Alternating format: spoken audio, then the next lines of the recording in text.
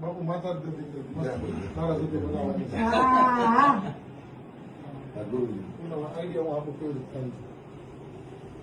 થાય. બોલો ગિરનારી મહારાજ કી જય. બોલો ગારડી હું તો આ છે મેર મોટો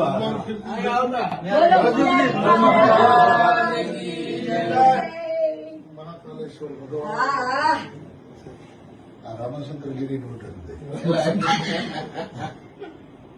રામભાઈ હાલો ચેરી વાળી બનાવજો.